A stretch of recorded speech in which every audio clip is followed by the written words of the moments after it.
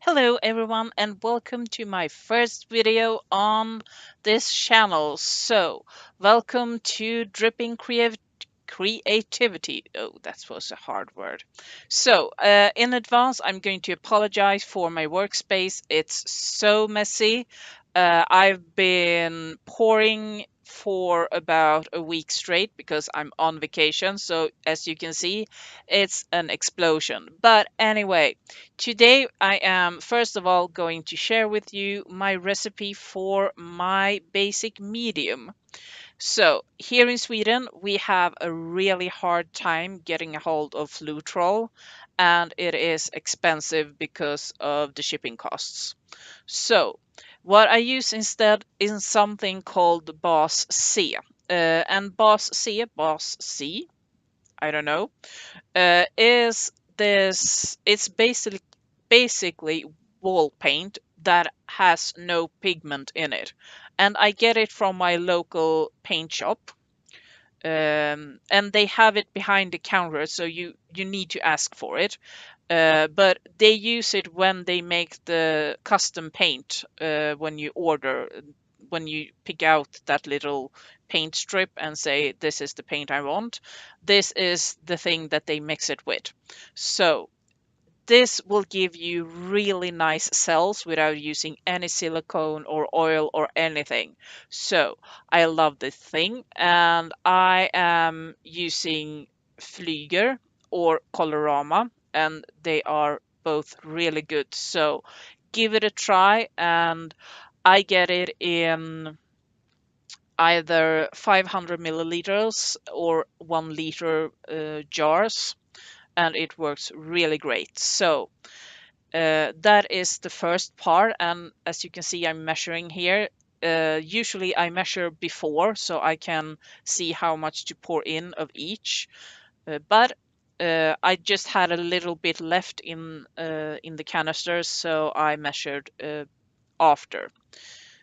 This is the second part, and it is decoupage glue. And I use equal parts, so 3 parts of Boss C and 3 parts of decoupage glue. And make sure that the decoupage glue is archival, so it won't go yellow on you. So I'm trying to squeeze out the very little that is left in that bottle. And then we get to the final step, and that is 2 parts of just straight up water. And then you just mix it really well together. And there are two things about this that I really love. First of all, I'm a vivid mixer of the paints. I stir like my life depends on it. And the good thing with this is the air bubbles will keep to a minimum. Some base things that I have tried, they will froth up on me, so it's like pouring a foam, and yeah, you can imagine.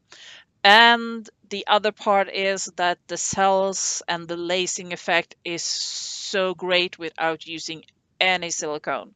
So yeah, I love this stuff, and I'm using it, as you can see here, 1 part paint and 2 part of this medium, and then I'm just going to add a bit of water to get the consistency that I like. I usually tend to go to the more fluid.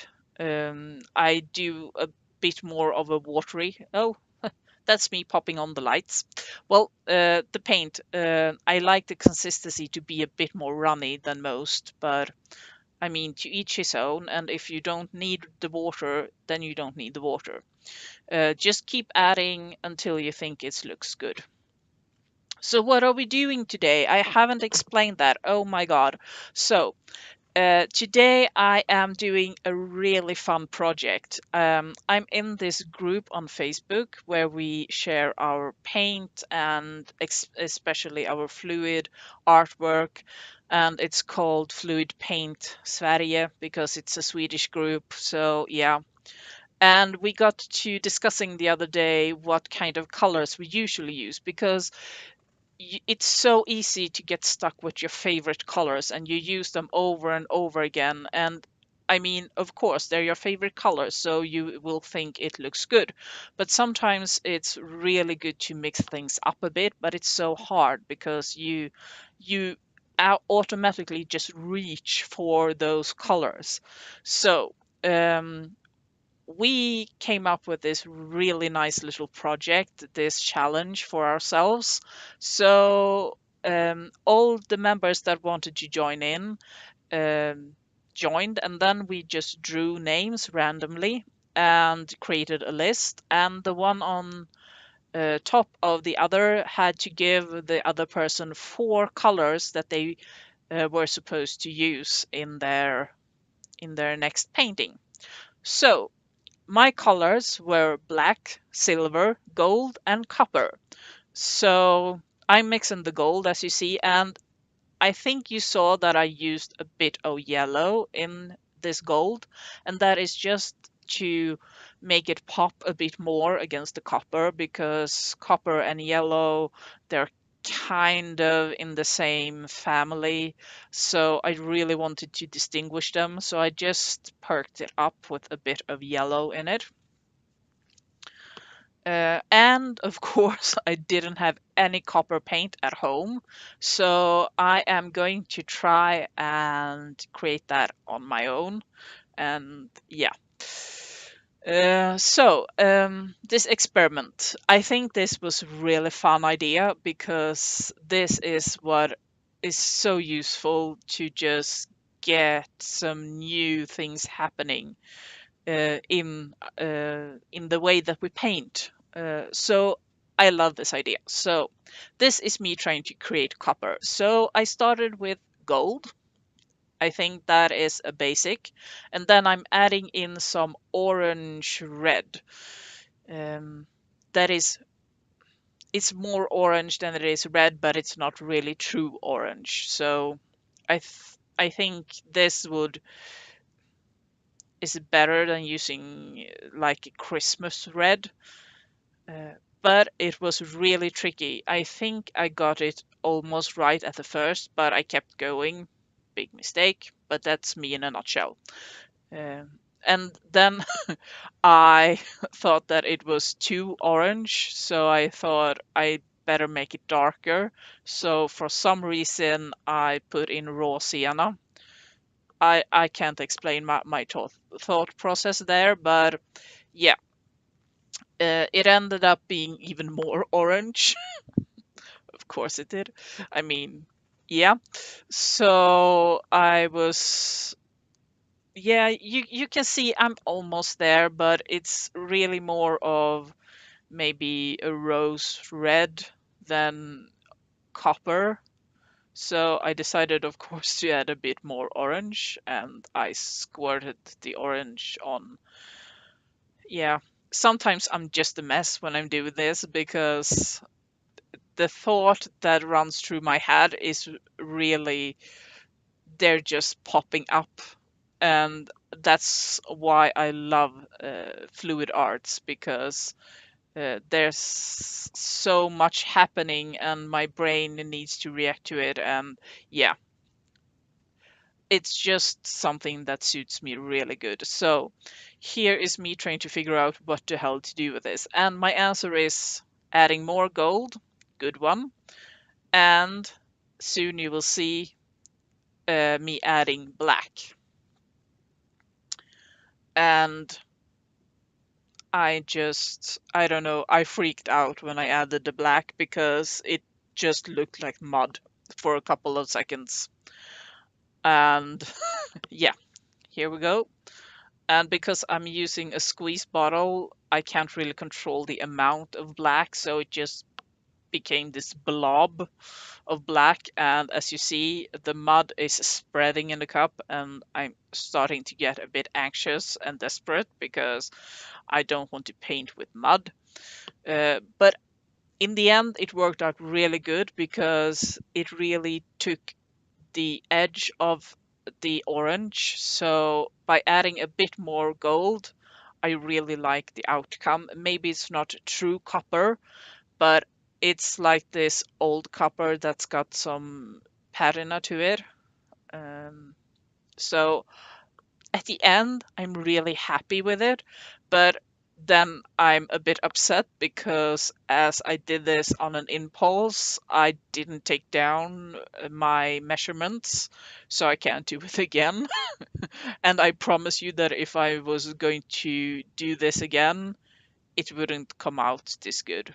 It wouldn't. So, yeah, at least I was happy with it when I was doing it. So, next thing I'm going to do is that I'm going to mix another batch of silver because, as you can see, and as I said, I'm tending to go onto a bit more of a fluid paint, more runny, but I need some more consistent, a more, I don't, hard isn't the right word, but a more stable silver because I'm going to do two outlines with it. So I wanted something that wasn't that runny. So here's me just doing this final piece of silver paint and then we can get started. Uh, I'm going to paint today on top of a tile, a big tile. It's in centimeters. I think it's 40 times 20 or something like that. And I love to paint on these. I've done it for a while and I've tried different types of paintings and I really love working with these. My hopes is that I will find a lac or some kind of sealant that will be a good heat resistant sealer so I can start using them as plates to put my hot pans on after when I'm cooking or something like that. I haven't found that yet, so I'm still experimenting with that. So here you see me using uh, and then diluting the silver because I'm finished with it in that. So I just wanted some boundaries. So when I'm going to pour the metallics, I'm going to keep inside of those, and then the black will go on the top and the bottom. And why I'm doing this is because when I started out with pouring, I used so much black and it's always dulled the other colors and it's such a strong color in itself, so I feel like it can overwhelm the other colors, so I wanted to keep them a bit separate. And because black is really good at making other colors pop, but not if you mix them all together. They need to have some space. So I'm giving black its own space. So here I'm just pushing the paint so it will go against the silver. So none of the white will shine through. That is the only negative thing that I have found with these tiles is that it's so easy if you're using darker colors to get this shine through of the white because it's so shiny. So if the paint isn't covering enough, you will see the white shining through. So I'm just pushing the black around. And yeah, um, the last part I'm going to do some ribbon pouring where I'm going to put all the metallics and I think a bit of the black in ribbons going back and forth in that middle space. This idea is originally from a YouTube video and I am so sorry, but I can't for the life of me remember who did that video.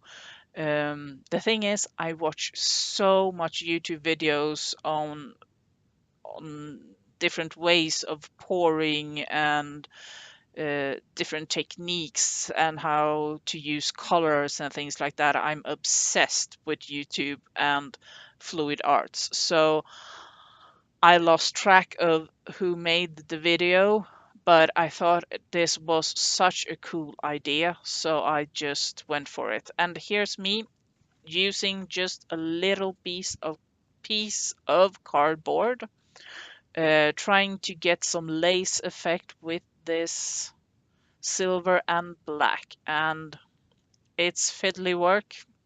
I have to say it took me forever to get the effect that I wanted, but it was so worth it.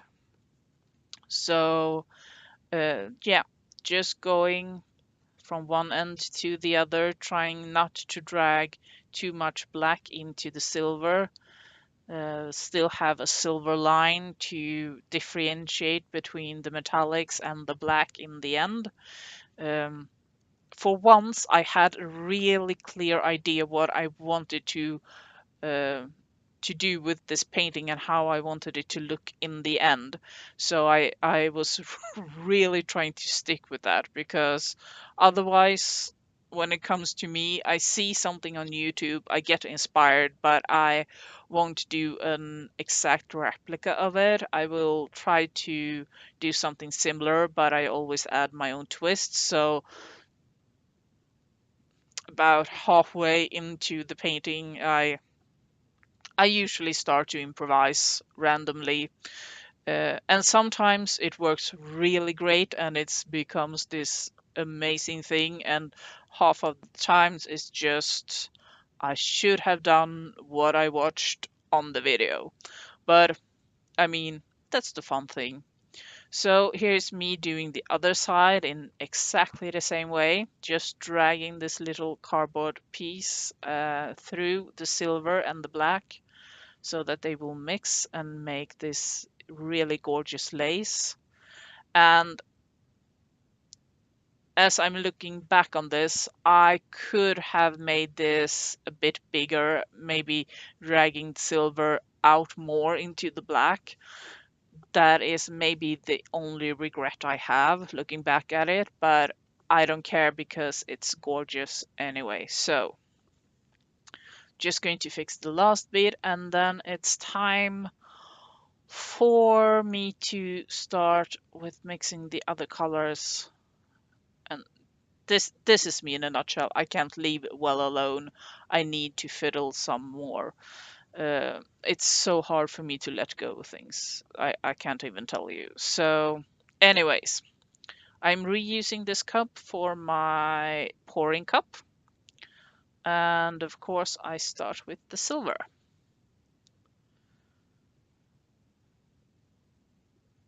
and just giving it a bit of a swirl. So I'm going to layer the three different metallics in here and a bit of black, just because it's nice to have a bit of black, but on the same time, we don't want the black to overpower it, as we talked about earlier. And I was really scared that because I have mixed so many different colors into my copper paint, and this is something that I know it's something that I have experienced, but I don't know if it's a scientific thing or something. But if I use paints that I have mixed myself with many different colors in them, um, they tend to have an easier time to go muddy.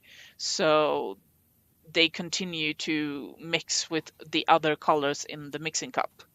So I was really terrified that the copper would just make everything look like mud.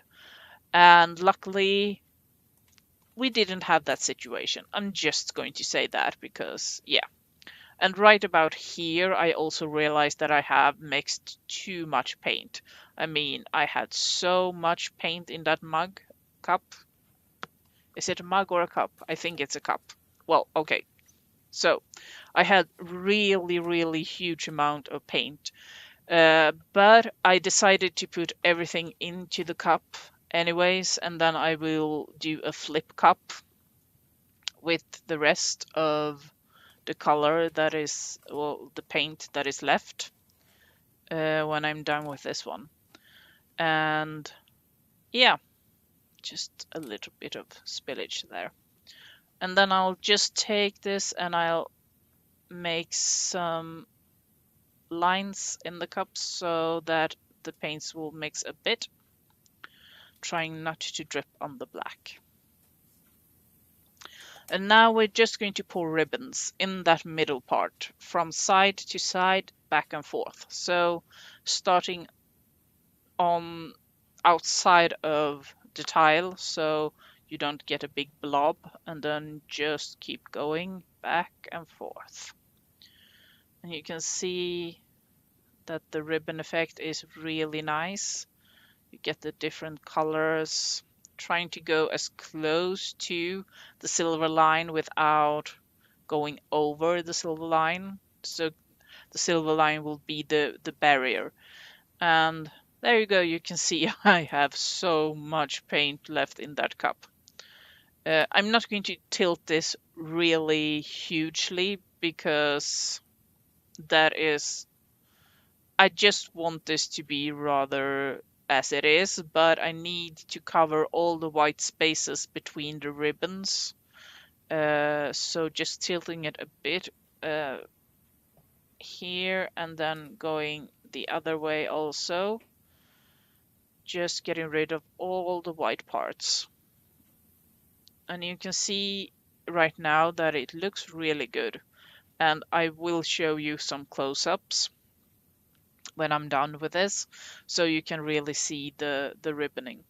So yeah, and then we're going to center it again. Well, it's not centered from the start, but just getting everything back to where it was. And I'm going to tilt it this way, and this way I'm going to tilt it a bit more, and that is because of two things. First of all, I really like when the paint drips over the edge, and as it is a tile, it can be it really demands a lot of paint going over the edge, so because it's a rough edge. And secondly, I used a lot of paint. I mean, I had a lot of paint in the cup and I poured a lot of it onto the tile. And as I really, really like this, I don't want any cracking. And I know that if I tend to have a thicker paint, the cracking may appear, especially when we're having this weather like we have now in Sweden, where it's really, really hot, at least for being Sweden. The cracking is real. So I poured off as much as I thought was possible and still remained a good image. So I'm basically done here. So I'm going to stop talking and I'm going to show you some close-ups of the painting when I'm done. And I want to say thank you for staying with me through this entire video. If you have any question or comments, please leave them below. I will read every single one of them. And please hit the like button and have a really good day. And I hope I inspired someone out there to go and pour things, because this is where I find my inspiration on YouTube. So thanks again. Oh, close up on me, and I really need to adjust the coloring because I'm not a redhead in real life. Well, anyway, thank you so much for watching this, and I hope you enjoyed it. And please leave a comment below and a thumbs up. And I will hopefully see you next time when I do another video. So bye for now.